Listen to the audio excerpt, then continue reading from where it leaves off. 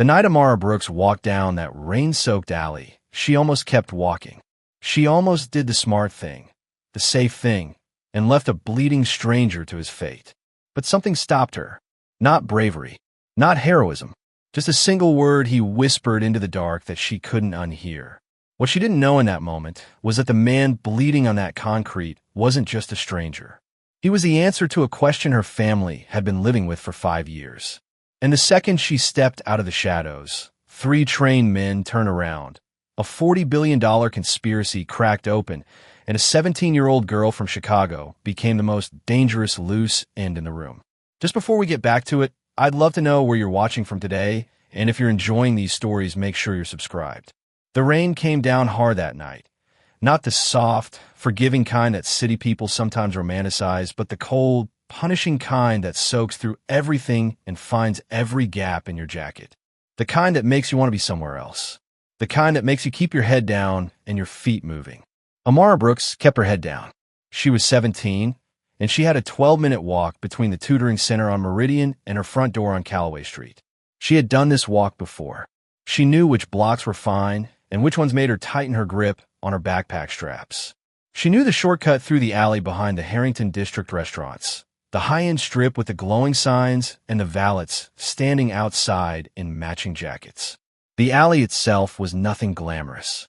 Dumpsters, drainage pipes, service doors, the smell of kitchen grease and wet concrete. But it cut 4 minutes off her walk, and her mother had a rule about being home before 9:30. It was 9:14. She turned into the alley. She heard it before she saw it. The dull, awful sound of something heavy connecting with flesh. Once, twice, a grunt, then nothing, then again. She slowed her steps without meaning to, the way your body processes thread information a half-second before your brain does. She pressed herself against the alley wall and peered around the edge of a commercial dumpster. 3 men. One of them was large, the kind of large that wasn't accidental, that came from years of deliberate effort. He wore dark clothes, no markings, no logo, nothing memorable. The second was leaner, moving with the quiet efficiency of someone who had done this kind of thing before. The third stood slightly back, watching the entry points of the alley with his arms crossed, acting as a spotter. On the ground between them was a man. He was white, late 40s, wearing what had probably been an expensive suit before the last several minutes had happened to it. His jacket was torn.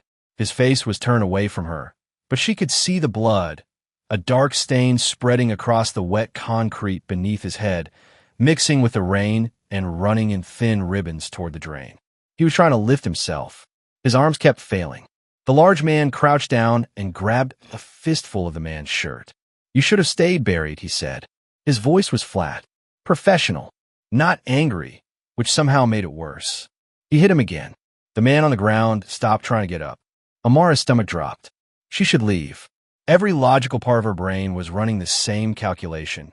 3 men, coordinated, clearly not amateurs. No one else in this alley. No witnesses, no backup. She was 17 years old with a backpack full of calculus notes and a bus card.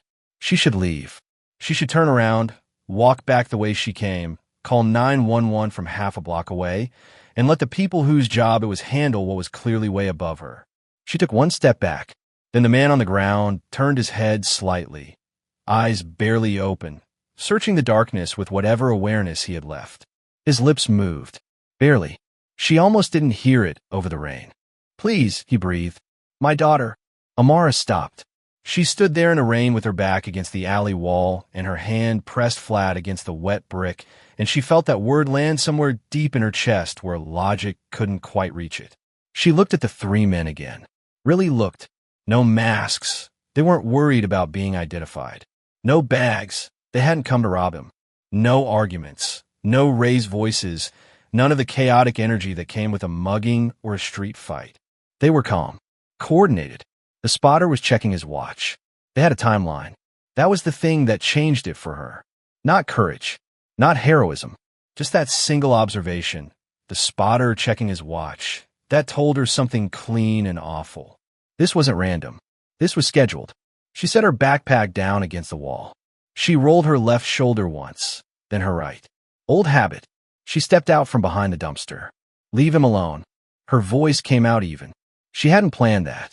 The large man turned first, then the lean one, then the spotter, all three clocking her at the same time, doing the same rapid assessment. 17-year-old girl in a damp school uniform. Backpack on the ground. Hands loose at her sides. The large man actually smiled. "Get out of here, little girl," he said, already turning back. I said, "Leave him alone." The lean one was the one who moved. He came at her the way people come at someone they don't consider a real threat. Fast, careless, one hand reaching out to shove her back or grab her by the collar, already looking past her toward the alley exit to make sure no one else had appeared. He was still looking past her when she moved. It wasn't theatrical. It wasn't the kind of thing you see in action movies where someone flips through the air and lands in a crouch. It was small, precise, and brutally efficient. She turned her body 45 degrees as his arm came forward, let his momentum carry it past her, caught his wrist with both hands, and redirected it downward with a sharp, controlled rotation. His balance broke. He went forward. Her elbow came up and caught him across the back of the neck. Not hard enough to do permanent damage, but hard enough. He hit the concrete and stayed there, gasping. Elapsed time. 3 seconds. The alley went quiet. The large man and the spotter both stared at her. Not with anger yet. With something more like recalibration. The sudden, disorienting experience of a situation being different than anticipated. The large man took a step forward. She shifted her weight and squared her stance, just slightly, enough that anyone trained would recognize it immediately. The large man stopped. He was reading her now, really reading her, and something in what he saw made him pause. She didn't fill the silence. She didn't threaten or posture. She just waited. The spotter said something in a low voice, 2 words clipped and decisive. The large man looked at the lean one still groaning on the ground, then back at Amara. He reached down, grabbed his partner's collar, and hauled him upright. The lean man was functional. Unsteady, but functional. He shrugged off the grip and straightened, and the look he gave Amara was cold in a way that had nothing to do with the rain. "This isn't over," he said. Then they walked, not ran, walked out of the alley. Unhurried, controlled, which was, again, the thing that unsettled her most. She listened to their footsteps until she couldn't hear them anymore. Then she turned and crossed to the man on the ground. She crouched beside him and pressed 2 fingers to the side of his neck. Pulse, present, reasonably steady. She moved to his wrist, same result. She tilted his head carefully and checked his airway. Breathing was labored, but continuous. His face was a mess. A cut above his left eye, swelling across his cheekbone, lower lip split, but he was conscious or near enough to it. His eyes found her face. He looked at her the way people look when they're trying to figure out if they're dreaming. She sat back on her heels and looked at him in return, doing her own assessment. Expensive watch, still on his wrist, so definitely not a robbery. His jacket had a small embroidered logo near the chest pocket that she couldn't quite read in the dark. His shoes were the kind that cost more than her mother's monthly utilities. His hands were soft except for a small callus pattern on his right palm, near the thumb, someone who spent a lot of time with a pen or a stylus or a grip of some kind. He didn't look like a man with enemies. But then, that was probably by design. "Who are you really?" she said quietly. He blinked, swallowed. "You just saved the wrong man," he said. His voice was rougher than it probably normally was, ragged around the edges from blows. But there was something in the way he said it that wasn't self-pity. It was more like a warning. She heard it as a warning. In the distance, through the rain, she heard it, the faint, rising warble of sirens. Police. Someone must have reported a disturbance. The Harrington district was the kind of neighborhood where people called quickly and the response times were short. She stood up. He reached up and caught her wrist. His grip was weaker than he probably meant it to be. "Don't let them find you with me," he said. She looked at the alley exit, then back at him. She should leave. She had told herself that already. She should absolutely leave.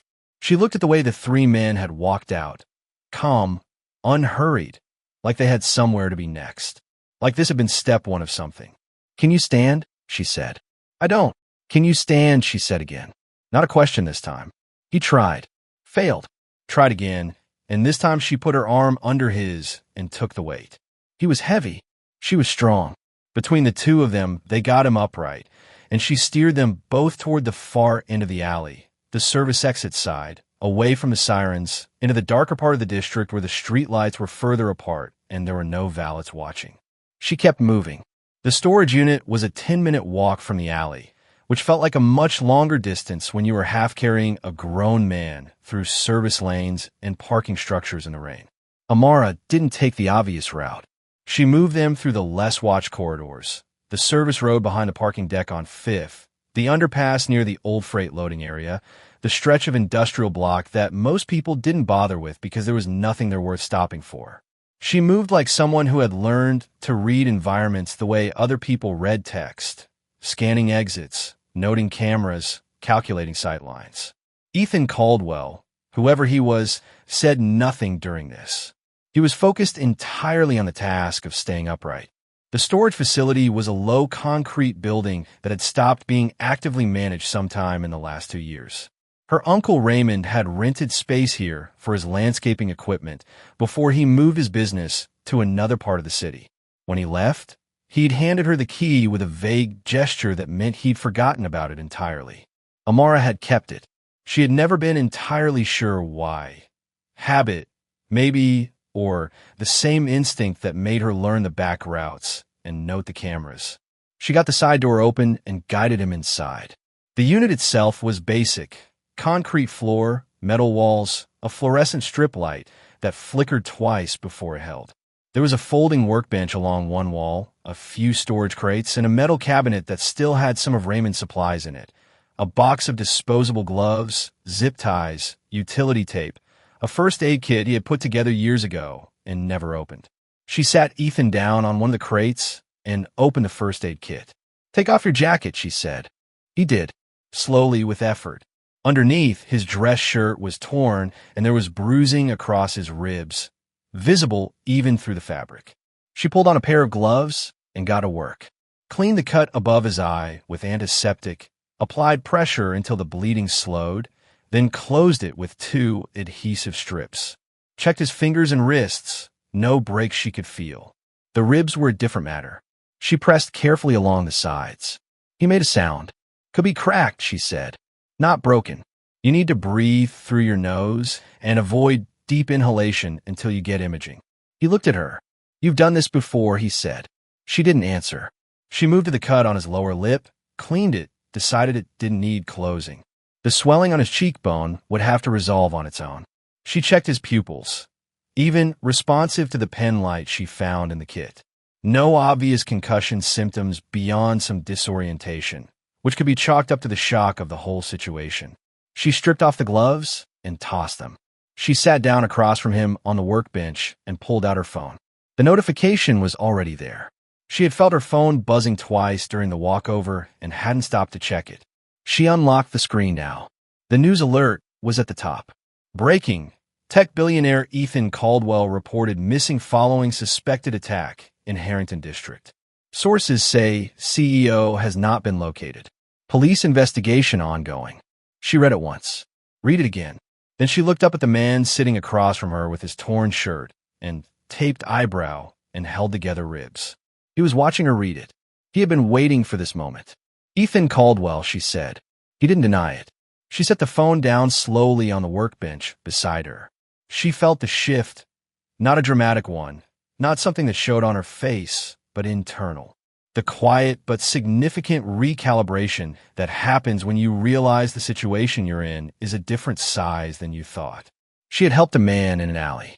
She had assumed he was probably a local, probably had ordinary enemies, a bad business deal, a personal dispute, something grounded in the world she understood.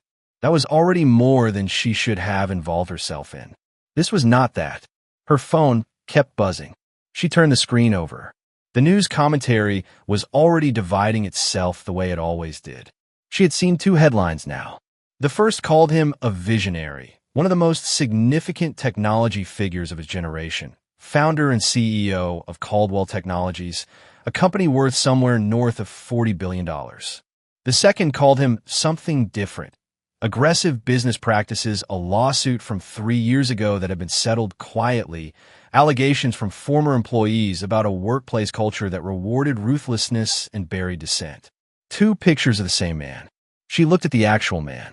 Some people seem to like you, she said. Some don't. That's fairly standard at my level, he said. His voice was returning to something closer to normal, steadier, more controlled. Whatever he was under the business profile, he was not someone who fell apart easily. The ones in the alley, she said. They weren't random. No, they weren't there to rob you. No. So what were they there for?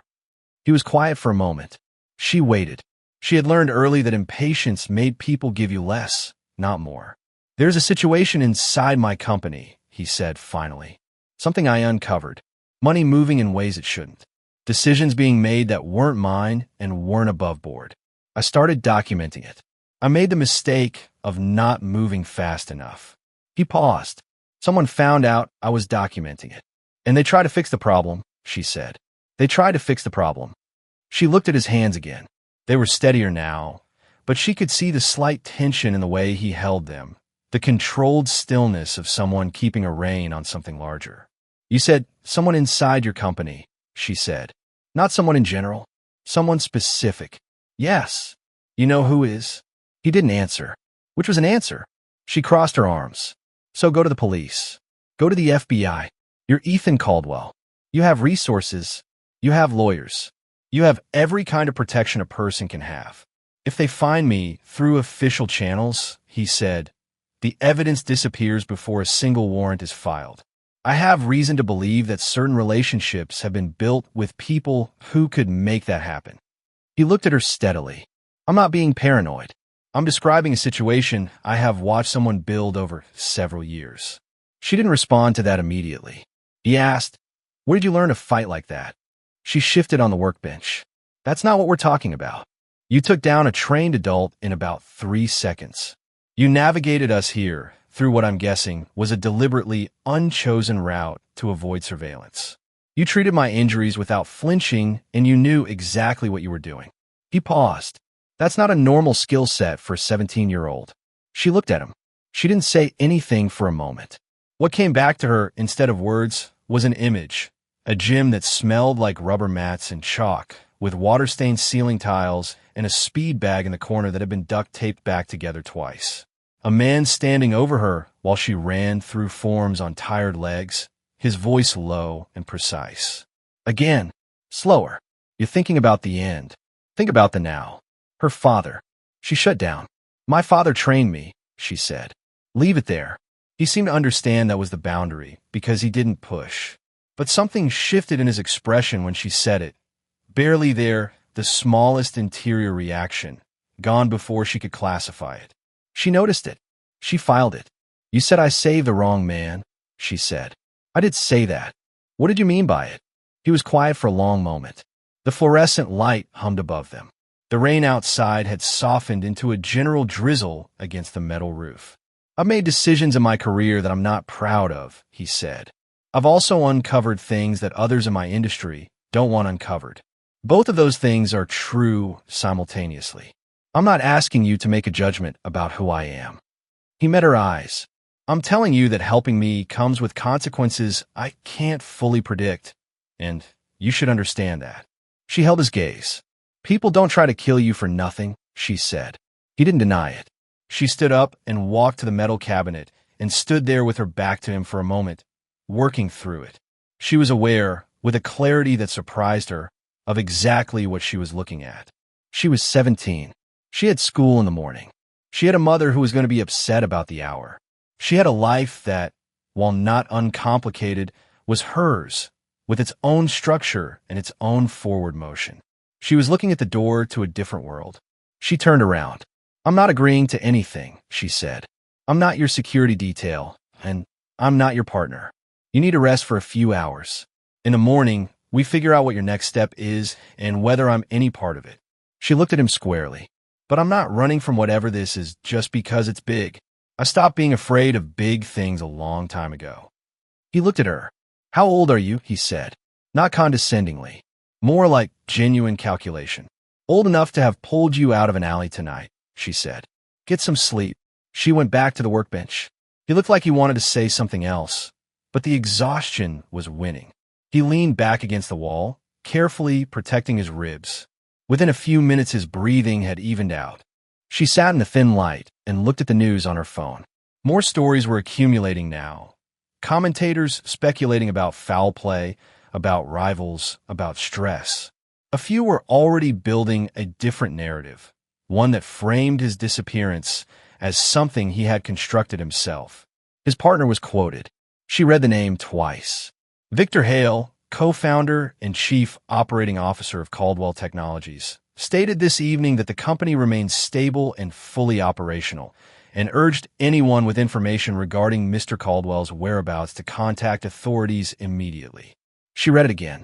Then Ethan's phone lit up on the floor beside him. She hadn't noticed it before. It must have been in his inside jacket pocket. It was a secondary device, small and matte black, not the kind of phone that came with a carrier contract. The screen showed a single incoming message. She couldn't read the full text from where she was sitting, but she could read the top line in the preview. Phase 2 begins. Target still alive. She looked at it for a long moment. Then she looked at Ethan Caldwell, asleep against the wall of her uncle's old storage unit, with his taped eyebrow and his cracked ribs and his $40 billion company and his enemies who moved on a schedule. And she thought about the man in the alley, calm, professional, checking his watch. Phase 2. She put her phone face down on the workbench. She wasn't running from whatever this was, but she understood now, fully, what she was not running from. Morning came the way it always does after a bad night. Indifferent, unhurried, the thin gray light pressing under the gap at the bottom of the storage unit's side door before Amara had properly slept. She had not properly slept. She had sat on a workbench for most of the night with her back against the wall and her knees drawn up, drifting in and out of shallow, unsatisfying rest while her mind kept returning to the same point. Phase 2 begins. Target still alive. Whoever sent that message knew the first attempt had failed, which meant they would correct the failure, which meant the clock had already restarted. Ethan was awake before 6. She heard his breathing change, the careful, controlled shift of someone with damaged ribs trying to sit upright without making a sound. He made a sound anyway. "Don't use your arms to push up," she said. "Roll to your side first." He adjusted. "Better." She handed him a bottle of water from the cabinet. Raymond had kept a flat of them, half of which were still sealed, and watched him drink. "How long was I out?" he asked. 5, 6 hours. He looked at the secondary device. She could tell from the way his eyes went straight to it that he already knew about the message. Either he had seen it before he slept, or he had expected something like it. "You read it," he said. It was face up on the floor. He didn't look bothered by that. He looked like a man checking a box he had already mentally prepared for. "Then you understand what today looks like. Tell me anyway." He set the water down. "They have resources and they have patience. They'll pull security footage from the district. They'll run plates on every car near the alley. They'll talk to people. They're not sloppy." He paused. "They'll find the general area within hours. They'll narrow it further by midday." She thought about the route she had taken, the underpass, the parking deck, the industrial block. No cameras she had noticed. But she had been moving fast in the rain at night, with half her attention on keeping him upright. She hadn't been perfect. "Then we move before midday," she said. "Move where?" She was already thinking about that. She stood up and pulled on her jacket and went to the side door and opened it 2 inches. The alley behind the storage building was empty. A delivery truck idled at the far end of the block, driver eating something in the cab. Nothing else moving. She scanned the roof lines, the parked vehicles, the gap between the buildings across the service road. Then she saw it. A black SUV, parked on the street that ran parallel to the back of the building, visible through the gap between the storage facility and the auto repair shop next to it. It was parked legally, engine off, but the windshield was tinted and she had been staring at that gap for 20 seconds and not seen a single movement from inside. No phone check, no shift in the driver's position, no one getting out to get coffee. Just stillness. People who park legally and sit completely still for 20 seconds are either asleep or working. She closed the door. "We have a problem," she said. Ethan looked at her. Black SUV, parallel street, northeast gap. It's been still since I opened the door. She moved back to the workbench and picked up her backpack, still there from the night before, still damp. They're not the same ones from the alley. It's too fast for them to have run the footage and responded already, which means there was already a second team. A follow-up. He absorbed this. They planned for failure. They planned for everything. She watched his face move through a rapid internal process, the kind of calculation that probably happened in boardrooms when a strategy fell apart and you had about 30 seconds to build a new one. She gave him credit for speed. There's a back exit to this unit, she said.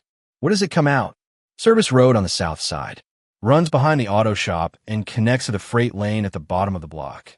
He was already getting to his feet, careful and controlled. He picked up his jacket. Lead. She went first. The back exit was a fire door with a push bar. She had identified it the previous night and checked that it wasn't alarmed. She eased it open, and they stepped into the narrow service corridor between the storage building and the neighboring structure. She moved them along the wall, close to the brick, out of the sight line of anyone watching from the parallel street, through the freight lane, across the back of the auto shop's parking area, and out onto a side street 2 blocks south of where the SUV was sitting. She kept her pace even. Normal. 2 people walking, not fleeing. Ethan matched her pace without being told to. They were half a block gone when she heard the sound behind them. A car door. Then another. She didn't turn around. She kept walking, steered them left at the corner, then immediately right into a narrow residential passage between 2 apartment buildings. Keep moving, she said quietly. Don't look back. They came out the other side onto a wider residential street. Foot traffic. A woman walking a dog. 2 men heading toward a bus stop. Normal morning density. She slotted them into it, adjusted their pace to match the crowd, and let 40 seconds pass before she exhaled. They were inside faster than you thought, Ethan said. Not accusing, just noting. Yes, she said. She pulled them into the entryway of a laundromat that hadn't opened yet and stood back from the window. Through the glass, she watched the street. 30 seconds. A minute. No SUV. No figures moving against the pedestrian flow. She turned to look at him. He was watching her with an expression she couldn't fully classify, something between assessment and something more complicated. He had been doing that since the alley, watching her in a way that felt less like gratitude and more like recognition. You move like you've done this before, he said. Not just training, experience. She said nothing. Who trained you, he asked. Directly this time, not sliding up to it. She looked at him for a moment. My father, she said, same as last night. And who was your father? She felt the edge of the question, the specific way he had phrased it. Not what did he do, but who was he? Like there was a particular answer he was testing against something. He was someone who believed in being prepared, she said. He used to say, always see the second threat. Something moved across Ethan's face. Quick, control, gone. But she had seen it. You've heard that before, she said. It's a fairly common philosophy in certain circles, he said. Carefully. She held his gaze. He held hers. Neither of them filled the silence with anything useful. Tell me about the money, she said. You said billions were moving. Moving where? To who? He shifted back into the harder, more comfortable territory of facts. He told her what he knew, that over the past 18 months, internal transfers have been routed through a series of subsidiary entities that existed on paper and nowhere else. The amounts were not petty. They were structural, the kind of movement that suggested someone wasn't embezzling for personal gain, but building something parallel. A second operation, funded by the first, invisible to the board and to regulators because the people who should have been watching had been systematically replaced or compromised. By one person, she said. By one person, he confirmed. Hale. He looked at her. She had read the name in the news quote the previous night and filed it. He understood now that she had already been putting it together. Victor Hale, he said, my co-founder. We built the company together. I was the product. He was the infrastructure. He paused. I should have paid more attention to the infrastructure. Where's the evidence? Hidden.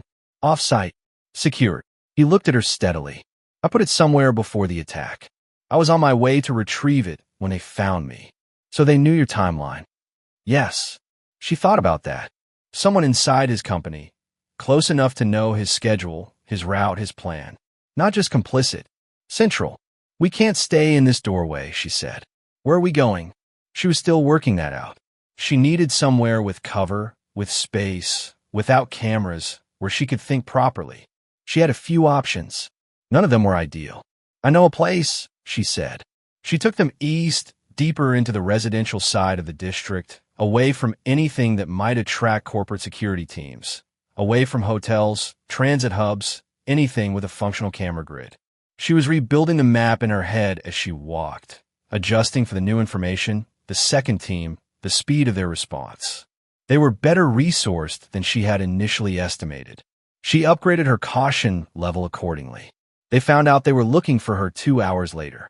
She had risked turning her phone back on, briefly, on airplane mode, just to check, and found 6 missed calls from her mother and a text from her friend Destiny that said simply, "Girl, somebody was watching you outside school yesterday. Like actually watching. You good?" She stared at the text. She put the phone back on airplane mode and turned to Ethan, who was sitting across from her in the back corner of an empty community rec room she had accessed through a broken side panel. A shortcut she had known about for 2 years and never used for anything except occasionally eating lunch in peace.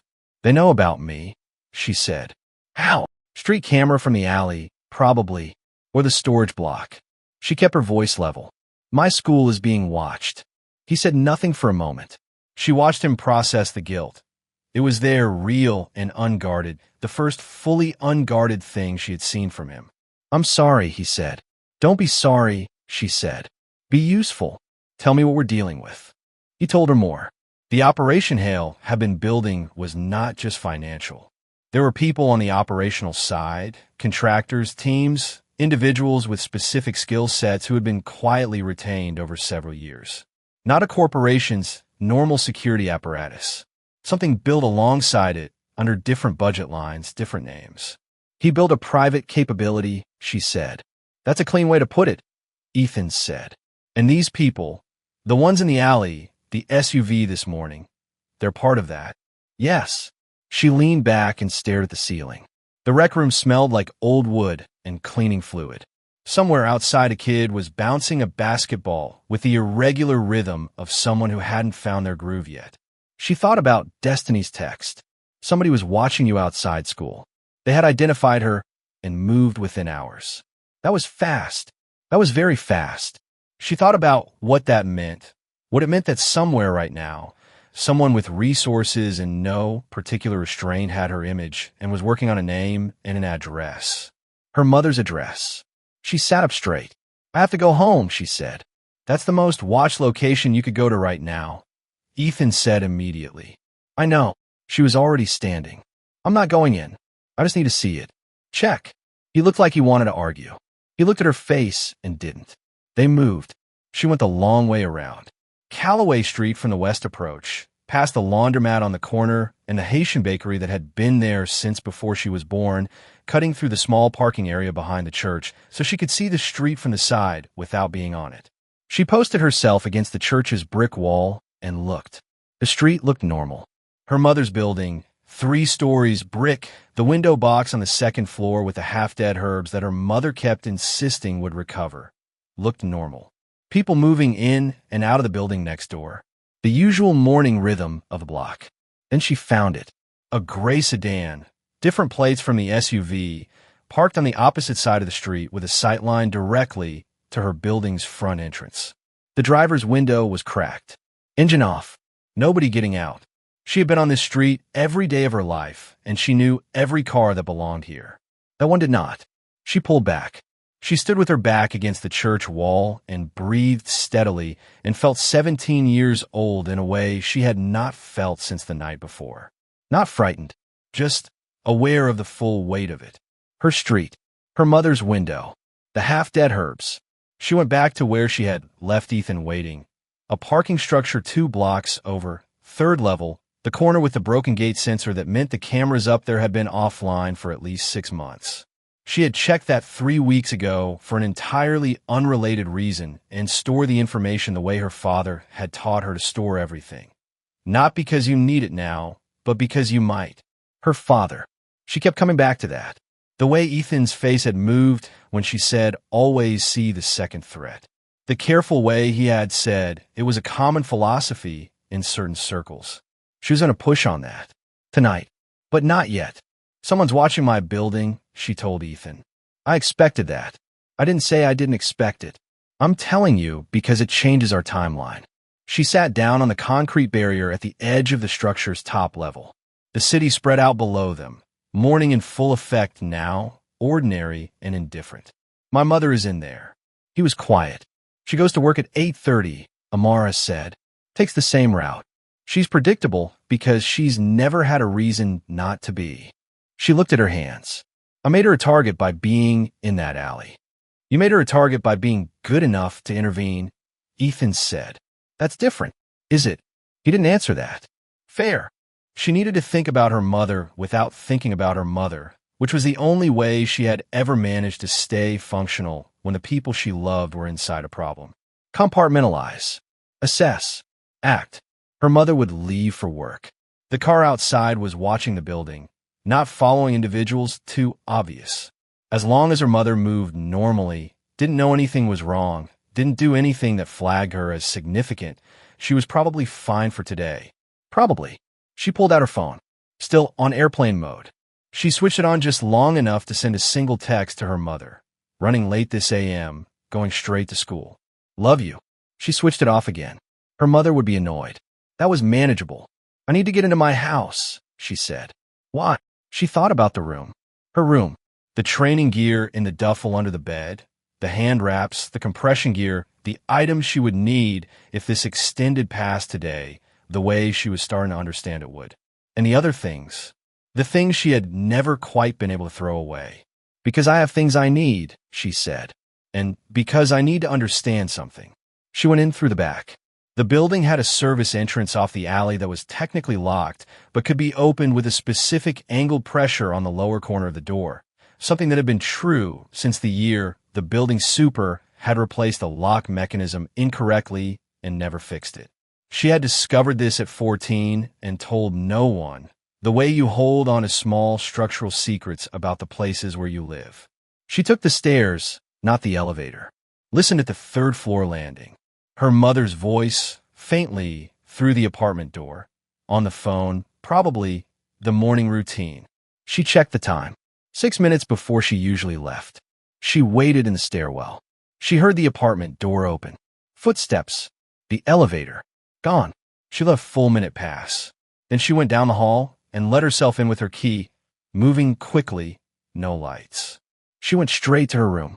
It was exactly as she had left it, which was to say, curated. The things on the surface were ordinary. Textbooks, a corkboard with a class schedule, and a photo of her and Destiny from last summer. A charging cable.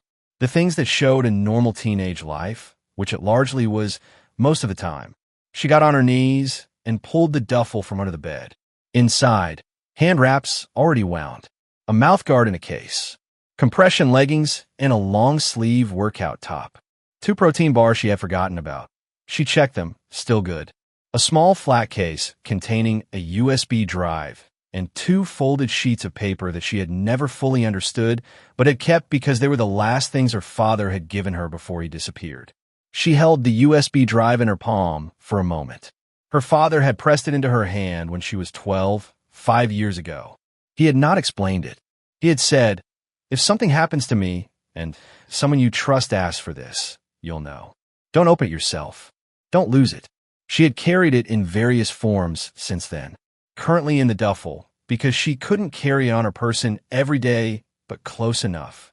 She put the duffel together and added what she needed from her closet, a change of clothes, a jacket, her emergency cash from the small compartment in the back of her desk drawer. She was moving fast now, efficient, the way she had been trained to move when time mattered. She stopped at the desk.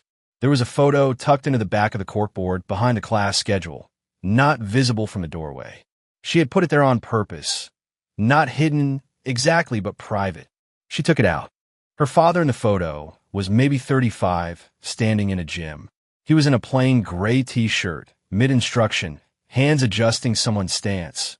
She was cropped out of the frame, 13-year-old Amara, visible only as an elbow at the edge. He looked direct, focused. The kind of man who occupied space without performing it. His face was half turned from the camera. She had shown this photo to almost no one.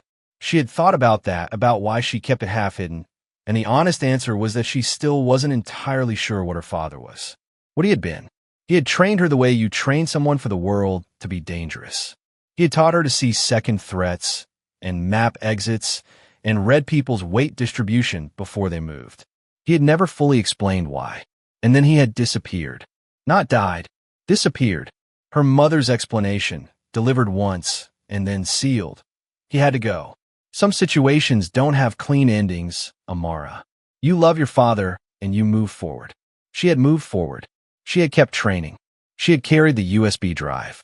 She put the photo in the duffel and left. Ethan was where she had left him.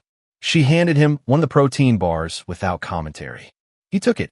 She sat down across from him and opened the duffel and took out the training gear and began winding her hand wraps.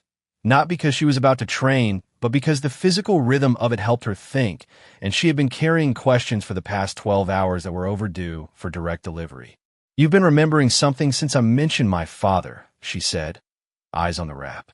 It started last night when I said, always see the second threat. Something moved on your face and you shut it down. He was quiet. I don't have patience for the slow version right now, she said. My school is being watched, my building is being watched, and we're sitting in a parking structure eating protein bars. Whatever you're holding, you need to give it to me. He looked at her for a long moment. What's your father's name? He asked. Why? Because there's a name connected to a situation from 7 years ago, he said carefully, and I need to know if I'm right before I say something that can't be unsaid. She stopped winding. Marcus Brooks, she said. The effect was immediate. Not dramatic. He didn't flinch or look away. But something settled in him, the way a calculation settles when the final number confirms what you suspected. It was the stillness of confirmation. You knew him, she said.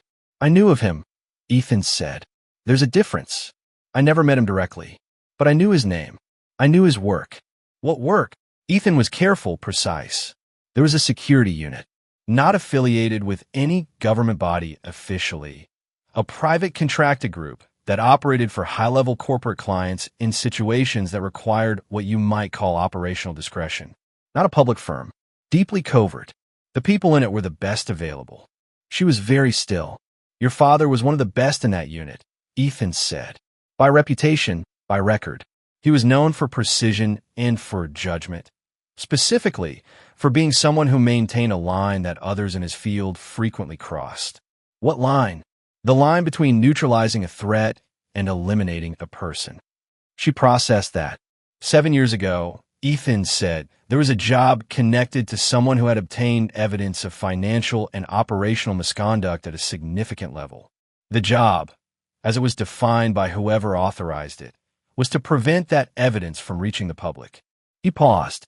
Your father refused. The parking structure was very quiet. He refused, and within days he was gone, she said. Yes. And the authorization for what happened to him, she said. Where did that come from? Ethan met her eyes. I don't know the full chain. I've been trying to establish it. Part of what I was documenting, the reason I'm in this position right now, connects to that operation. The same name appears at the edge of multiple things it shouldn't appear in. Hale, she said. He didn't confirm it, but he didn't deny it. She set down the hand wrap. She looked at him. This man in his expensive torn shirt with his taped eyebrow and his $40 billion and his 7-year-old secrets, and felt the full complicated reality of the last 24 hours land on her at once. You should have said something last night, she said. I wasn't certain last night. You weren't certain or you weren't ready. He held her gaze. Both, he said. Honestly, both. She stood up. She walked to the edge of the parking structure and stood looking at the city and breathed. In through the nose, measured the way she had been taught. Out slow. Her father had not disappeared. Her father had been removed because he had refused to do something wrong. And the chain that led to that removal ran through a company that she was now, somehow, standing inside the edges of. She thought about her mother. Her mother who had said some situations don't have clean endings and then never spoken of it again. Her mother, who had raised her alone and asked no questions about the training and the duffel under the bed and the USB drive that lived with it. Her mother knew. Not everything, but something. She turned back. "You probably shouldn't help me," Ethan said. He said it plainly, without drama. "Given what I just told you, you have every reason to walk away. You owe me nothing. Less than nothing." She looked at him. "Why should I help you?" she said. "You probably shouldn't," he said again. She thought about that. She thought about the men in the alley, coordinated and calm, and the spotter checking his watch, and phase 2 begins. She thought about the gray sedan outside her building and Destiny's text about someone watching the school and her mother leaving for work at 8:30 along the same route she always took. Predictable, because she had never had reason not to be. This wasn't about Ethan Caldwell anymore. It hadn't been about Ethan Caldwell since she saw that sedan on her street. "I'm not helping you," she said. "I'm protecting my family. You're just useful to that end." She picked up the duffel. "And I want to know everything about that operation. Everything. Not the version you're comfortable giving me. Everything." She looked him squarely in the eyes. "And then we figure out how to end this." He nodded once. The simple, clean nod of someone who had just been told the terms and accepted them. Neither of them said anything else. In the distance, barely audible, Amara's phone buzzed once from inside the duffel. Airplane mode off for just long enough. She opened it. A text from a number she didn't recognize. No words. Just a photo. Her mother, walking out of the building on Callaway Street, heading to work. Taken from across the street. This morning, sharp and clear. The message underneath, "Stay out of it." She looked at the photo for a long moment. Her mother's familiar coat.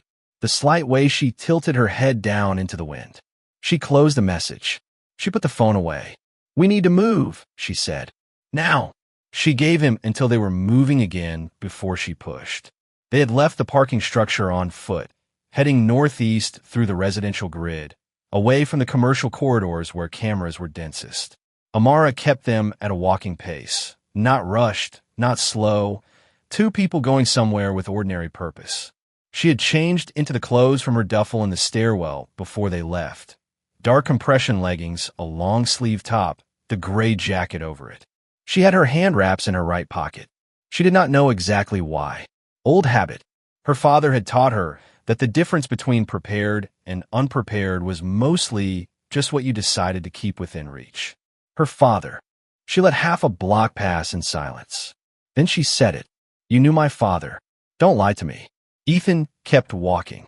He did not look at her immediately, and she let the silence sit because she had learned the difference between a man thinking and a man stalling, and this was closer to thinking. She gave him the space for it. "Once. I told you what I knew," he said finally. "You told me the edges," she said. "You gave me outline. I want the inside." Another half block. The morning had warmed slightly. The overnight rain had cleared and left the streets with that particular washed-out brightness that made everything look more exposed than usual. She felt exposed. She kept her shoulders level and her pace even and felt it anyway. "Tell me his name," Ethan said. "Say it again." "You know his name. Say it anyway." She looked at him. "Marcus Brooks." And something in Ethan Caldwell shifted. Not broke, not collapsed, but settled, the way a building settles into its foundation when the last bolt is tightened. The way a man looks when the thing he has been carrying finally touches the ground. "Marcus Brooks," he repeated, quietly, like the name had weight in his mouth that it hadn't had in hers. "You didn't just know of him," she said. "That's not what that face is." He exhaled slowly. "No," he said, "not just of him." She waited. 7 years ago, he said, I was at a different point in my life. The company was growing faster than I could manage cleanly. I was making decisions I let other people frame for me because the speed of it, the scale of it, meant I was always moving forward and never fully stopping to look at what I was moving through. He paused. Victor Hale managed the operational side. He always had. From the beginning, he was the one who handled the parts of the business that I preferred not to examine too closely. That's a very clean way to describe negligence, she said. He accepted that without argument. Yes, it is. Keep going. There was a project, he said. Internal name, I won't use it. It doesn't matter. What matters is that it generated documentation. Financial records, communications, contracts, evidence of things that should not have been done. A former employee had obtained access to some of that documentation and was in the process of taking it to a regulatory body. He kept his eyes forward. Hale came to me. He said the situation needed to be managed. He used that word, managed. And you said? Ethan was quiet for a moment. I said I didn't want to know the specifics. She let that sit, which meant you gave him permission without having to say yes, she said. Yes, he said, and the single syllable was flat and final and carried nothing that sounded like excuse. The person managing the situation was my father, she said. The unit Hale contracted was the one your father was part of, Ethan said. I don't know if Marcus was specifically assigned or if he chose the job. I know he was there. I know he was given the parameters of what Hale wanted done. He stopped walking for just a moment, half a step, then resumed, and I know he refused. He refused to eliminate the whistleblower, she said. Yes, and then he was gone. Within 3 days, Ethan said. I didn't connect the timeline immediately. I told myself a number of things. That he had left the unit, that the situation had resolved another way. I didn't need to look at it. His voice was steady, and she hated how steady it was, because steadiness was easier than what she was feeling. I was wrong to not look at it. I was wrong before that. I was wrong in several directions for a period of years, and your father paid for one of those directions. She stopped walking. They were on a residential side street. No one around, a dog barking somewhere in a yard behind a fence. She stood on the pavement and looked at this man, 40-something, intelligent, composed, standing in a torn shirt with a taped eyebrow in the middle of an ordinary street, and felt the full shape of it. The man she had pulled out of an alley. The man who had said you saved the wrong man like a warning she should have taken seriously. She said, you had him killed. I gave permission for something I didn't name, he said, which is the same thing, and I know it. Say it. He met her eyes. I'm responsible for what happened to your father. I didn't give the direct order. Hill did that. But I created the conditions. I said I didn't want to know, and I walked away, and that is the same as saying yes. He held her gaze. I know that. I have known that. She turned and walked 4 steps away from him and stood with her back to him, staring at the fence across the street where the dog had gone quiet. She had spent 5 years not knowing. 5 years of a mother who never answered the real question. A USB drive she wasn't supposed to open, a photo kept behind a class schedule on a corkboard. 5 years of training harder and harder as if skill could fill in for the answer she didn't have. Here was the answer. She felt the anger, clean, complete, running through her like a current. She did not shout. She did not cry. She breathed through her nose, measured, slow, the way she had been taught. In, out. Control is not the absence of feeling. Control is what you do with it. She turned back around. You're not going to ask me to forgive you, she said. No, he said. Good. She started walking again. He fell in a step beside her after a moment. She did not look at him. Victor Hale, she said. He authorized the order on my father. I believe so. What I've been documenting, the financial movement, the parallel operation. Hale's name appears in connection with multiple eliminations over the years. Not just Marcus. Your father was one of several people who were removed because they knew too much or refused to cooperate. He paused. That is part of what is in the data I secured. The full pattern. Names, dates, authorizations. And Hale knows you have it. He knows I had it when the attack happened. He doesn't know if I transferred it before they reached me. Did you? It's locked in an offsite server, he said. Secured under a separate identity, separate access protocol. They can't get to it without me, and I can't retrieve it remotely. I need to be physically at the location. She absorbed that. So the data is safe but inaccessible. Until I get to it. And if Hale finds you before that happens, then the data stays buried and he controls the narrative. She thought about the photo on her phone. Her mother in her familiar coat, head tilted into the wind, walking to work. Sharp and clear. Taken from across the street. Stay out of it. She almost laughed at that. She was about as far inside it as a person could get. There's something else, she said. My father. When he left, he gave me something. She didn't reach for the duffel. Not yet. A USB drive. He told me if someone I trusted asked for it, I'd know. Don't open it myself. Don't lose it. Ethan looked at her. The expression on his face was careful, and she could not fully read it. "Do you know what's on it?" she asked. "No," he said, "but I can guess." Guess. Marcus was meticulous. If he walked away from a job and understood what the consequences would be, he would have documented what he knew before he left. Names, operations, evidence he had access to as part of his work. He looked at her steadily. That drive might be the one piece of this that Hale never accounted for. She processed that. "That's why you said I saved the wrong man," she said. "You knew, if anyone ever connected you to me, that the connection would eventually lead back to this." "I said it because it was true," he said. "You should have walked past that alley." "My father wouldn't have," she said. Ethan said nothing. She looked ahead. The street opened up onto a wider road, and she could see the skyline from here, clean against the morning blue, the towers of the business district sharp and indifferent. Somewhere in that skyline was a data facility with Ethan's secured files. Somewhere in a building she couldn't see, Victor Hale was giving orders and managing narratives and checking on the progress of Phase 2. And her mother was walking to work along the same route she always took. She felt the fear then, real, cold, the kind that lives in the chest, and she let it exist for exactly 3 seconds, and then she filed it. "I'm not walking away," she said. "I know," he said, "and I'm not doing this for you. I know that too." She glanced at him sideways. "But I need you sharp, not managing me, not protecting me from information. Everything you know, you tell me as you know it." "Agreed," he said. "Then let's figure out how to get to your data before Hale figures out where we are." They found the journalist first. Ethan had a contact, a woman named Claire Dawson, an investigative reporter who had been building a story on Caldwell Technologies for the better part of a year. She was not a friend.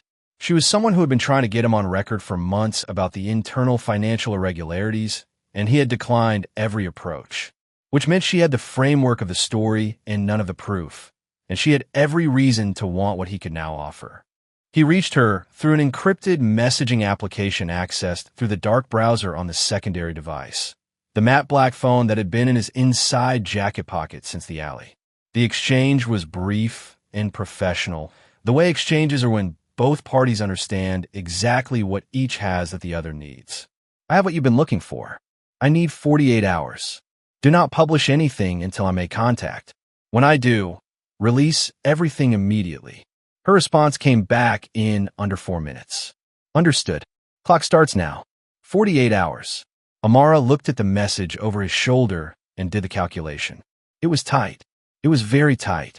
But it changed their position. They were no longer purely reactive. They had a detonator now, something that would go off with or without them, as long as Claire Dawson held her end. "She'll hold," Ethan said, reading the question on her face. "She's been working this story for a year. She's not going to blow it. People make bad calls under pressure. So do we," he said. "It's still our best option." She accepted that and moved on. The data facility was in the outer industrial ring of the city, not the glamorous kind of industrial, not converted lofts and artisan coffee, but the original kind, low buildings with loading bays, security fencing, signage that told you nothing about what was actually inside. Ethan knew the location by memory. He explained the layout as they walked. A single-story structure behind a perimeter fence, key card access at the main gate, a biometric secondary checkpoint inside the entrance, then a corridor to the server room, which required a second biometric scan and a 16-digit access code. "How many people know the access code?" she asked. "One," he said. "Me. And the biometric?" "Retinal and palm." He held up his right hand. The callus pattern she had noticed in the alley, the one she had read as pen or stylus. "Palm scanner," she understood now. "As long as I'm physically present, I can get in." "Security staff?" "2 on site at any time. Rotation every 8 hours. They're contracted through a separate firm, not affiliated with Caldwell Technologies." He paused. "They shouldn't know who I am by face. The facility operates under a registered identity that doesn't connect to me publicly." She noted the shouldn't. "But Hale knows about the facility. He knows about the financial structure I used to set it up. Whether he has the specific address." Ethan hesitated. "I don't know. I've been trying to calculate how much he knows. The answer is probably more than I want it to be." So we operate as if he has the address, she said. We treat it as compromised and we move fast. Agreed. They needed to wait for dark. That left them several hours and the problem of her mother. She went to check on her at noon. Not to the building. She wasn't going to Callaway Street again while the gray sedan was there.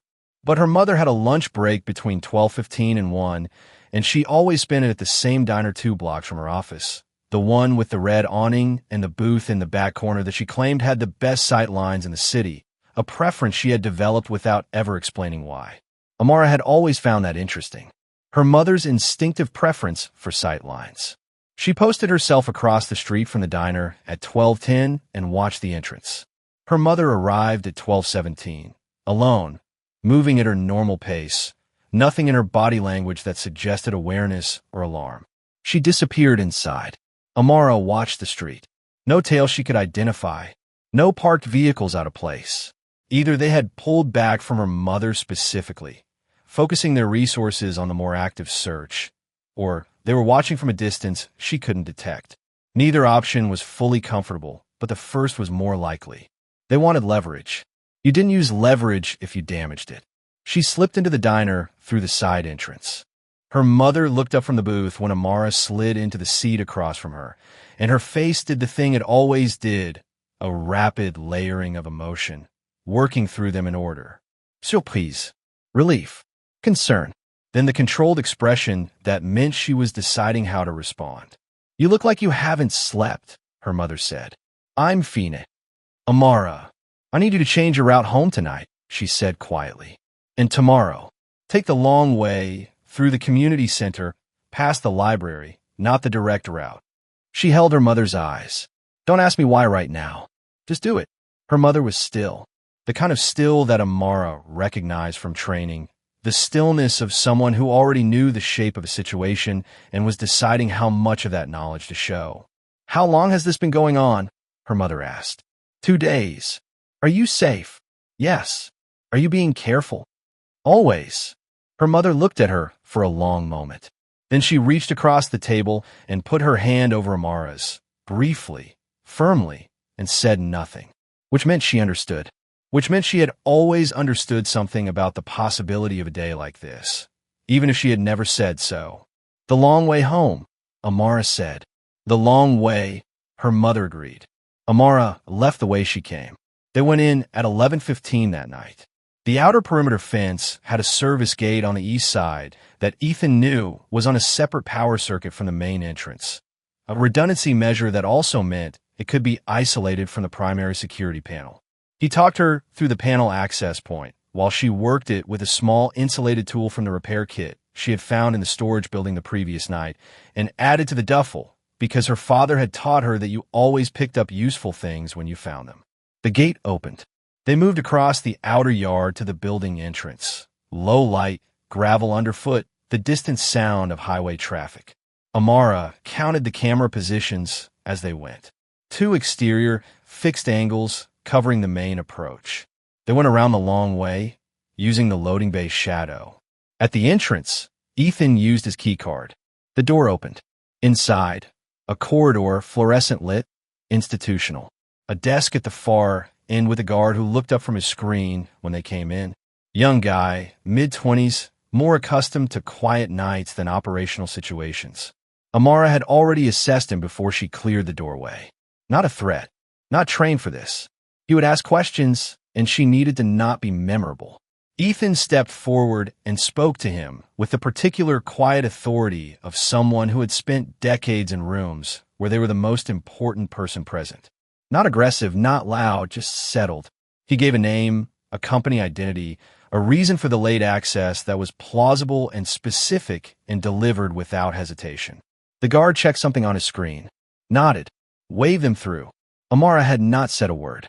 The second checkpoint was the biometric, retinal scan, palm scan, both Ethan. She stood aside while he went through it. The system processed for 4 seconds, which was 3 seconds longer than it should have taken. She watched the light above the panel and did not look away. Green. The server room corridor was narrow and cold. Server facilities ran cold, always, with a hum that she felt more than heard, a constant low-frequency vibration that pressed against her eardrums. Ethan moved to the correct bank without hesitation, entered the 16-digit code at the terminal, and the interface opened. "Talk me through what you're looking for," she said. "There are 3 primary file groups," he said, already navigating. Financial, the movement structure, the subsidiary entities, the transfer records. Operational, the contracted unit, job authorizations, sign-offs. And personnel. He paused. The third group is the one that has names. She stood beside him and watched the screen. The financial files first. Transaction records spanning 4 years, routed through 7 subsidiary entities with clean-sounding names and no physical addresses. Amounts in the hundreds of millions, moving in patterns that were designed to look like ordinary operational transfers until you mapped the full sequence, at which point they formed something unmistakably deliberate. Then the operational files, contracted unit records, job authorizations, sign-off chains. She read them quickly, methodically, the way she had been trained to process information under pressure, not trying to absorb everything, identifying the load-bearing elements. The same unit name appearing repeatedly across different job authorizations, different years. A pattern of contracts, all authorized through the same internal channel. Hale's channel, and then the personnel files. She found her father's name in the 4th document. Marcus Brooks, contracted asset, Unit 7, status, terminated. She read the word terminated and understood, with complete and final clarity, that it did not mean his contract had ended. The authorization line below the status update carried a single name. Victor Hale. She stood in the cold corridor with the server hum pressing against her ears and looked at that name next to that word and felt something complete and heavy settle into place. Not resolution, not yet, but knowledge. The clean, irreversible kind. The kind that cannot be taken back or reframed. She had the answer her mother had never given her. She had the answer the USB drive had been holding in reserve. She had it in writing, in a file, with a name and a date and a signature. "Copy everything," she said. Her voice was steady. Ethan was already compiling the transfer to an encrypted drive. She reached into the duffel and pulled out the USB drive her father had given her when she was 12. She handed it to him without comment. He looked at it. He understood what it was. He inserted it into the secondary port. The transfer ran. 90 seconds. 100 seconds. The server room hummed. The corridor light was steady and cold. When the transfer completed, she pulled both drives and put them in separate pockets of the duffel. Not together, not in the same place, because her father had taught her that single points of failure were how everything went wrong. Ethan forwarded the core financial files to Claire Dawson as a compressed package, encrypted, with a single line of accompanying text. "This is the start. Hold until I give the word." Dawson's confirmation came back in under 2 minutes. Received. Holding. They moved to the exit. They were 20 feet from the main corridor when the monitor at the guard's desk lit up.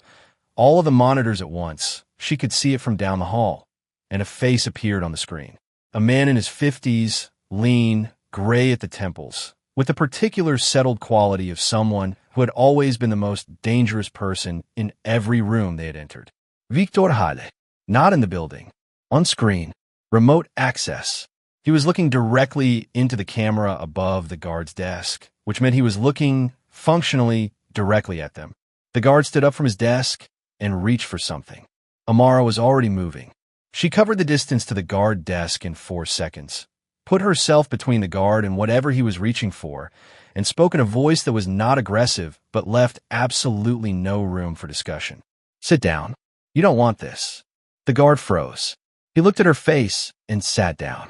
On the monitor, Hale's expression had not changed. He was watching. He spoke, and his voice came through the desk's speakers with the calm, unhurried quality of a man who believed time was on his side. "You should have died in that alley, Ethan," he said. Ethan stood at the corridor entrance and looked at the screen. He said nothing. Amara pulled the guard's network cable from the back of his monitor. The screen went dark. Then she moved to the main panel by the door and pulled the circuit that killed the external camera feed, the one she had noted on their way in. "Is there another exit?" she said. "Loading bay," Ethan said. He was already moving. She grabbed the duffel and followed. They hit the loading bay door at a run, crossed the outer yard through the opposite angle from how they had entered, and cleared the service gate before the external lights came back on.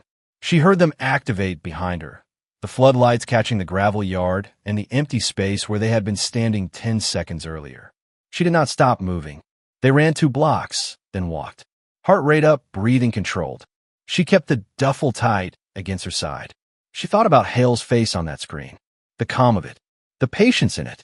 He had been watching, probably had the facility under remote surveillance, probably had known the moment they entered or close to it. He had let them complete the download. She understood why. "Let's get it," she said. "Yes," Ethan said, "because he thinks he can take it from us before we use it." Yes. She processed that. They had the data. They had the Dawson connection. They had 48 hours, now closer to 40 on the journalist's clock. And Hale knew they had it and was coming. She looked at the drives in her duffel. Her father's USB alongside Ethan's compiled files. 2 sets of evidence, built years apart, converging in the pocket of a 17-year-old girl walking through the night city with the billionaire her father had once refused to betray. She thought about what Hale had said on the screen. "You should have died in that alley, Ethan." She thought about what he hadn't said. He didn't know, yet exactly what she had. He didn't know about her father's drive. He knew about Ethan's files. He didn't know that Amara Brooks, 7 years ago, had made a copy of everything he knew and handed it to his 12-year-old daughter and told her to wait for someone she trusted. That was the piece he hadn't accounted for. That was the thing that was going to matter. "We need somewhere safe until morning," she said. "I have one option," Ethan said. "Tell me." He told her.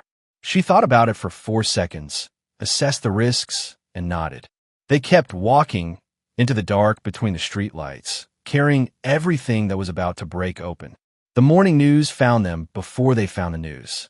Ethan's safe location had turned out to be a small, unremarkable apartment above a dry-cleaning business on the Far East Side, rented under a separate identity, paid a year in advance, the kind of place that existed for exactly this kind of situation.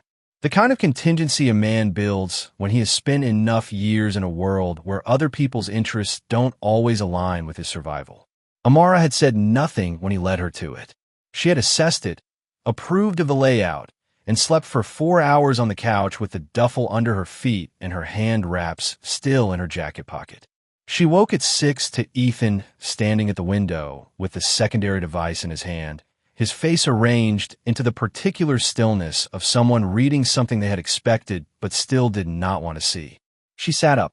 "What is it?" He handed her the phone. The news coverage had shifted overnight. It had stopped being a missing person story. It was something else now, the kind of story that gets built by someone with resources and an interest in the narrative. 3 separate outlets were running versions of the same thread. Ethan Caldwell, mental health concerns, erratic behavior in the months before his disappearance. A source close to the company expressing worry. One outlet had a quote from Victor Hale, measured, sober, the language of a man reluctantly sharing information out of professional duty. "We have been concerned about Ethan for some time. We hope he receives the help he needs." She read it twice. "He's building the box," she said. "Yes," Ethan said. "If I surface now, anything I say reads as the claims of an unstable man. The evidence I have can be framed as fabricated. The journalist can be discredited by association." He looked out the window. He's been planning this longer than the attack. How long to fully establish it? Another day, maybe 2. Once the narrative is embedded in enough places, it becomes self-reinforcing. He paused. "We needed the 48 hours. We may not have them." She thought about Claire Dawson holding the financial package. 40 hours had become closer to 30. Still enough, if nothing changed. Then her phone buzzed. She had turned it back on at dawn, briefly, to check. One message from Destiny. "Amara, call me. Something happened near your building." She called.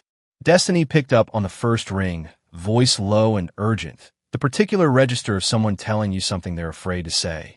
It came out in a rush. She had walked past Callaway Street that morning on her way to the transit stop, and there were 2 police cars outside the building, and she had asked a neighbor who said there had been an incident, a woman taken. Someone said it was a medical emergency, but the neighbor didn't believe that, because Amara stopped hearing the rest. She lowered the phone. The room was very quiet. The dry cleaning equipment hummed through the floor below. Outside, a bus rolled past. She picked the phone back up. Destiny. Which neighbor told you? Mrs. Albright from the second floor. She said your mom didn't come back last night. She ended the call. She sat very still for 3 seconds. The anger was there. Immediate, total. But underneath it, something else was moving. Something cold and functional that she recognized as the part of her training that existed for exactly this. Not to eliminate feeling. To hold it in one hand and keep the other hand free. Her mother had not come home. She had asked her to change her route. Her mother had agreed. But she had not said when. She had not confirmed it. And Amara had not pushed because she had been managing 17 other things and had told herself it was fine, that her mother moved normally and they wanted leverage, not damage. She had miscalculated. She looked at Ethan. They took her, she said. He did not pretend not to understand.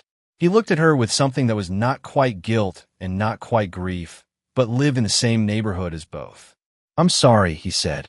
And she knew from the way he said it that he meant it in a way that went beyond this moment. Meant it for all of it, for the full chain of events that had led from his choices years ago to her mother being gone from her building on a Tuesday morning. Don't, she said. Not harshly, just clearly. Not right now. She stood up and moved to the window and stood where he had been standing and looked at the ordinary street below and thought. Her phone buzzed again. Unknown number. She answered. No voice. A sound, movement, air, the ambient noise of an enclosed space. Then a woman's voice, steady and deliberate. The voice of someone choosing their words with great care because someone else was listening. I'm fine, her mother said. I'm not hurt. The line disconnected. Amara held the phone and breathed. She's fine. She's not hurt. Said the way you say things when you're telling someone the information that matters and nothing else because you don't know who is hearing it. Her mother was alive, unharmed, contained somewhere, and had managed to get 30 seconds on a phone that belonged to someone else.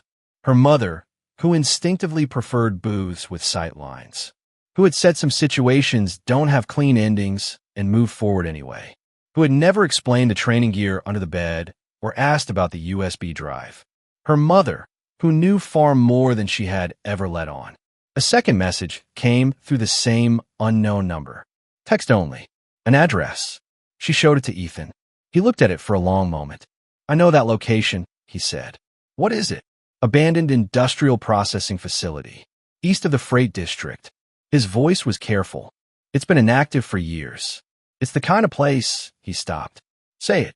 It's the kind of place where things happen that aren't meant to be found. She understood what he meant. She also understood something else, something she had been turning over since the facility the previous night, since Hale's face on the monitor and the calm patience in his voice. He had let them take the data. He had watched them do it, and now he was offering them an address. He wanted them in one location, controlled, where he was the one with the variables. She could refuse. She could trigger Dawson now, send the release signal on what had already been transferred, blow the story open with what they had, and let the public fallout do the work. That was the cleaner play, the safer play, but her mother was at that address. She put the phone in her pocket. We go, she said. Amara. It was the first time he had used her name. She registered that distantly. We go, she said again, but not the way he expects. She spent 20 minutes on the plan, not because she needed 20 minutes. Because she refused to go in with anything less than a full accounting of every variable she could control, every exit she could map, every advantage she could build in advance. Her father had not trained her to be brave. He had trained her to be thorough. Bravery without thoroughness was just a faster way to lose. Ethan triggered the full data release to Claire Dawson before they left. Not the partial package he had sent the previous night, but everything. Every financial file, every operational record, every personnel document, every authorization bearing Victor Hale's name. He wrote 3 sentences to accompany it. Do not wait for my signal. Publish now. All of it. Dawson's response came back in 90 seconds. Publishing in 1 hour. 1 hour. That was the clock. She transferred a copy of the compiled files, including the contents of Marcus's USB drive, to a second journalist contact she found in Ethan's secure directory. a man who covered financial crime for a national outlet. Belt and suspenders. Two separate publications, two separate clocks, two separate sets of eyes on the same evidence. Hale could suppress one. He could not suppress both simultaneously. Then they moved. The facility was exactly what Ethan had described. A low, sprawling structure behind a chain-link perimeter, the kind of building that had once done something loud and industrial, and now just sat in the freight district absorbing weather. The fencing was old, but intact. The loading bay doors on the west face were rusted shut. The east entrance, a personnel door beside a dead floodlight, was the only access point that showed recent use. The frame was clean where the rust had been disturbed. She went in through the roof. There was a maintenance ladder on the north face, bolted to the concrete exterior that ran to a rooftop access hatch. She went up it quietly, tested the hatch, found it unlocked. Hale wanted them inside. He would have made sure of that, and dropped into the upper service level. A catwalk ran the full length of the building, 10 meters above the main floor, connected to the structural supports by rusted cable ties and the particular stubborn permanence of industrial construction. She crouched on the catwalk and looked down. The main floor was large, mostly empty. Old equipment in the corners, covered in years of dust. Fluorescent work lights had been set up recently. 3 of them, battery-powered, casting a pool of yellow light in the center of the floor. Her mother was in that light, seated, hands bound at her wrists in front of her, unhurt, as she had said, upright, composed, looking at the middle distance with the expression Amara recognized as the face her mother made when she was waiting for something she had already decided how to handle. For men in the room below, 2 near the entrance, 1 near her mother, 1 at the far end, near what had once been a processing station. Hale was not yet there. She mapped the positions, the sight lines, the distances. She identified the load-bearing supports she could use. She found the 2 shadow corridors, the areas not covered by any of the 4 men's direct sight lines simultaneously. Then she sent a single text to Ethan, who had entered through the East personnel door 2 minutes behind her according to the plan. 4. Mother Center. Hale not arrived. Wait for my signal. His response, understood. She moved along the catwalk. She came down through the shadows at the far end, using the old equipment frames as cover, and she was on the floor before any of the 4 men had registered anything had changed in the building. She crossed to the man nearest her mother in 4 quick, silent steps and was behind him before he turned. What happened in the next 40 seconds was not something she thought her way through in real time. It was executed the way deeply embedded things are executed, through the body rather than the mind, the product of years of cold mornings in a gym that smelled like rubber and chalk, of a man's voice saying again, slower, you're thinking about the end.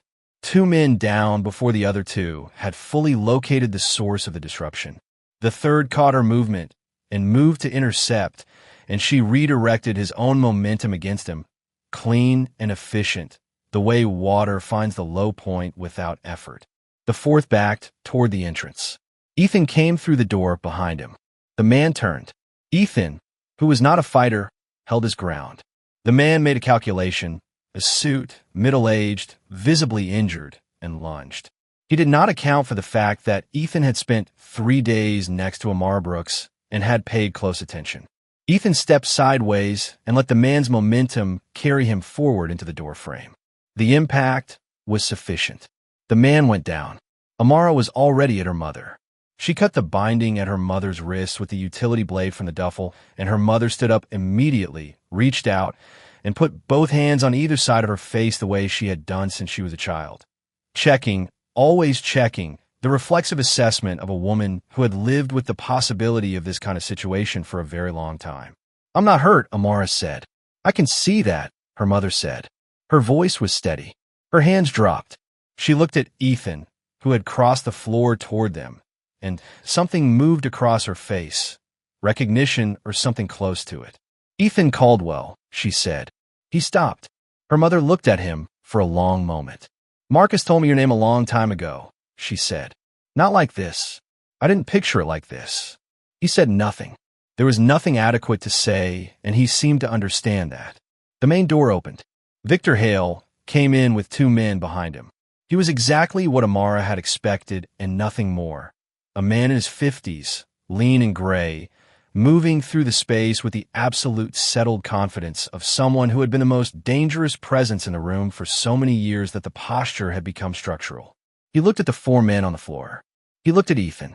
He looked at Amara's mother, standing free. And then he looked at Amara. "You're Marcus Brooks's daughter," he said. "Yes," she said. "He was exceptional," Hale said. And she understood from the way he said it that he meant it. Not as flattery, not as manipulation, but as a simple operational fact. Her father had been exceptional.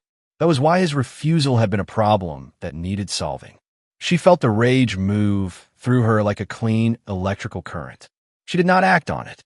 "You should have stayed home," he said. "Like my father stayed buried," she said. Something shifted in his expression. Not quite surprise, more like reassessment. He had expected grief, perhaps. Anger performed outward. He had not expected the stillness. He nodded to his two men, and they moved. What happened next was not clean. It was not the kind of fight that looks controlled from the outside. It was loud and close and physically costly, and the fluorescent work lights cast everything in a yellow wash that made it feel surreal, like something happening underwater. Hale's two men were better trained than the four who had been left to watch her mother. She registered that immediately. The first came at her with the specific efficiency of someone who had done this professionally, not the casual dismissiveness of the men in the alley. She did not dismiss him in return. She fought the way she had been taught to fight against a superior-sized and trained opponent, not matching force with force, not trying to dominate, but disrupting. Interrupt the rhythm. Change the geometry. Make the fight happen in a different place than the one he planned for. She took a hit across the shoulder that she absorbed without breaking her own momentum and used the fraction of a second his follow-through created to change her angle entirely. Ethan was managing the second man, badly, honestly, taking more punishment than he was giving, but managing, which was all she needed. Her mother had picked up a length of steel pipe from the equipment at the edge of the floor and was watching the room with the same calibrated stillness that Amara now recognized as inherited rather than coincidental. She dropped her man. She turned. Hale had not moved from where he stood. He had watched the entire exchange with his hands in his jacket pockets, and his face had gone through the same reassessment process several times in the last 2 minutes, recalculating against a situation that kept being different than he had prepared for. She walked toward him. His hand came out of his pocket. She stopped. He was holding a phone, not a weapon. A phone, and on its screen she could see a financial interface, a transfer window, a number with a great many zeros. "Whatever Ethan gave the journalist," he said, "I can make it disappear. Source accounts emptied. Transaction records wiped. Your journalist runs a story with no supporting evidence, and it dies in 48 hours. He watched her face. "I can also make your life, and your mother's life, significantly easier than it currently is, in a material, permanent way." She looked at the screen. She looked at him. "My father begged before the end," Hale said. His voice was flat, informational. "I thought you should know that. He was exceptional, and he still begged." He paused. "You're better off making a practical decision." The room was very quiet. She thought about her father's voice. She thought about the gym and the rubber mats, and always see the second threat and the USB drive he had pressed in her 12-year-old hands, and the photo half hidden behind the class schedule, and 5 years of training alone in her room at night, because the gym had closed, and you did not stop just because the conditions changed. She thought about what he had said to her, not in the gym, not during training, but once in the car, on the way home from session when she had asked him what the point of all of it was. "Control is the point," he had said. "Not control over other people. Control over yourself. You decide what you do. No one else gets that." She looked at Hale. She crossed the space between them in 3 steps and took the phone out of his hand with a movement so precise and unhurried that he did not react until it was already done. She looked at the transfer screen. She closed the application. Then she hit him. Once, targeted to the knee, the lateral ligament, the specific point her father had shown her years ago as a non-lethal disabling strike. He went down hard. The phone clattered across the concrete floor. She stood over him. "You could kill me," he said from the floor. His voice was still controlled, even now. "You should. It's the only way this ends." She looked down at him. She thought about it. She was honest with herself in that moment. She did not pretend the thought wasn't there. She felt the full weight of what this man had done to her father, to her family, to the others whose names were in those files, and she held it without flinching. And then she stepped back. "You're going to spend the rest of your life in a room you can't leave," she said. "That's worse." She picked up Hale's phone from the floor. She looked at it, then handed it to Ethan. "Make sure it gets to Dawson," she said. Ethan looked at her for a moment. Then he took the phone. The story broke at 7:42 in the morning. Claire Dawson's publication ran it first. The full package: financial records, operational files, authorization chains, names. The second outlet ran their version 11 minutes later.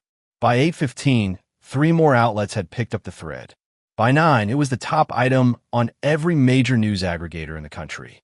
Victor Hale was arrested at 10:18 at a private airfield 12 miles from the city, attempting to board a chartered flight with documentation that turned out to be impeccable in every detail, except for the fact that the man whose name was on it had reported it stolen 3 years earlier. The agents who arrested him described him as cooperative. They said he walked to the car without resistance, which surprised some of them. It did not surprise Amara. Men like Hale did not break dramatically. They recalculated. He was already working out the next position, what he could offer, what he could trade, how to shape his cooperation into something that preserved some portion of what mattered to him. He would spend the rest of his life doing that, from progressively smaller rooms, and none of it would work the way he needed it to. She found all of this out later. In the immediate hours after the facility, she was occupied with other things. Her mother's name was Diane. Amara had not thought about this, had not thought about the fact that she had kept her mother nameless in her own mind throughout all of it, as if naming her would make her more breakable, more exposed.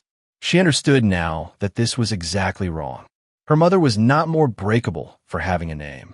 Her mother, Diane Brooks, had raised a daughter alone for 5 years in the full knowledge that the world her husband had moved through was dangerous, had never disclosed more than was safe, had pressed a single firm hand over her daughters at a diner booth, and said the long way home without flinching, and had sat bound and composed in a pool of industrial light waiting for a situation to resolve itself.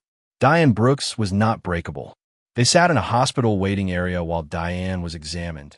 She was unhurt, as she had said, but protocol required it, and Amara sat in a plastic chair with the duffel at her feet and her head back against the wall and stared at the ceiling and let herself be still for the first time in 3 days. Ethan sat 2 chairs down. He had been treated for his ribs, 1 confirmed fracture, 2 bruised, and his eye, and the new damage from the facility. He looked like a man who had been through a significant amount in a short period, which he had. He did not fill the silence with anything. She appreciated that. "The files from my father's drive," she said after a while. "What was on them?" "Everything," he said. Marcus documented the operation in full. Not just the job he refused, but the history of the unit, the chain of command, the clients, the authorization structure going back years. Names that weren't in my files. Operations I didn't know about. He paused. He built a complete record. He knew it would matter eventually, she said. Yes. She thought about a man who knew his days were numbered and spent whatever time he had building the cleanest possible record of what he had seen, then pressed it into a small metal drive and handed it to his 12-year-old daughter and trusted her to carry it until the right moment. She had carried it. "I want his name in the record," she said. "Not buried in a file. Named. What he refused to do, why he refused, what happened to him. He doesn't get to be a footnote. He won't be," Ethan said. "I'll make sure of it." She nodded once and looked back at the ceiling. Ethan held a press conference 4 days later. She did not watch it live. She heard about it afterward from Destiny, who sent her a long voice message that was about 60% genuine outrage and 40% impressed despite herself. Ethan had stood in front of cameras and answered questions for 2 hours, not from notes, not through a lawyer, and told the full story of Caldwell Technologies, of Victor Hale, of the operations that had run alongside the company, of his own complicity and the specific decisions he had made that had allowed it to persist. He named Marcus Brooks. He described what Marcus had refused to do and why. He said on record to every camera present, Marcus Brooks was a better man than the situation he was placed in, and he was eliminated for it, and I bear responsibility for the conditions that made that possible. The legal implications were, apparently, significant. The public reaction was complicated, which was the appropriate response to a complicated situation. Some people believed him. Some didn't. Some wanted his company dismantled. Some wanted him prosecuted alongside Hale. Some called him courageous. Some called him a man doing the minimum he owed after years of doing less. She thought most of those people were correct simultaneously. He resigned as CEO the following week. She heard about that afterward, too. 3 weeks later, Amara went back to school. The first day was strange. Not because anything had changed visibly. The hallways were the same. The lockers were the same. The fluorescent lights in the classroom still had the one unit in the third row that flickered slightly every 40 seconds, which she had always found calming in a way she couldn't fully explain. Destiny met her at the front entrance, and they walked in together, and Destiny did not ask questions, and that was exactly right. She had one new thing in her jacket pocket. A letter, folded, unsealed, delivered to her door the previous evening with no sender name and no return address. She had opened it carefully, half expecting anything. What she found was a single page and a typeface she didn't recognize, listing 4 names and 4 sets of dates. Below each name was a location. Below each location was the same phrase, still active. Not Hale, not the people already in custody. Something else, something that had been running parallel to what they had uncovered, connected by different threads to different corners of the same world. Someone was telling her it wasn't over. Someone who knew enough to know where she lived, who had thought she should know. She folded the letter back in her jacket and walked into school. In the afternoon, she went to the gym. It was a different gym from the one in her memory. That building had been converted into something else, a coffee shop or a co-working space, or one of the many things that filled the spaces left by what the city used to hold. This one was smaller, newer, less full of history. But the mats smelled right. The speed bag in the corner was intact without duct tape. She wrapped her hands in the changing room, the old way, left first then right, taking her time with it. She came out to the floor and stood in the center of it. She thought about her father. She did this without armor now, without the managed compartment she had kept it in for 5 years. She let it be real and present, missing him, being angry, being proud, being grateful for what he had left her in every form it had taken. The training, the drive, the discipline, the specific quality of stillness that she had watched skip a generation and land in her like something that had always been there waiting to be called. She thought about Hale, saying her father had begged. She thought about that, and she made a decision, standing on the gym floor in the afternoon light, that it didn't matter. Whatever those last moments had looked like, they did not change what her father had done. He had refused to eliminate someone who deserved to live. He had built a record that outlasted the people who tried to erase him. He had given his daughter everything she needed and trusted her to know what to do with it. He had been right. She took her stance. She breathed, in through the nose, out slow. She began. The combinations came up through her body from somewhere older than thought. The thing that stays with you when everything else is stripped away, the discipline that does not know how to leave once it has truly been learned. She moved through the familiar sequences and then beyond them, pushing the edges, adding speed, finding the limits of what she knew and pressing against them from the inside. She worked until the light through the high windows had gone gold and then blue. When she stopped, she was breathing hard and her shoulders ached, and she felt for the first time in 3 weeks like herself. Not unchanged. She was not unchanged. She knew that. She had learned enough about how things work to know that going through something real leaves marks that don't fully resolve. But herself, grounded in her own body and her own skill and her own understanding of what she was capable of. She sat down on the mat and looked at the letter in her jacket. For names, for locations. She thought about what came next. Some fights don't end, she heard her father say. His voice was clear. She had not heard it that clearly in years. You just get stronger for the next one. She folded the letter, put it back in her pocket. She got up. She went home. If the truth about someone you loved was buried by the very person you saved, could you still choose justice over revenge? If this story moved you, hit that like button and subscribe. We tell stories that don't let you go.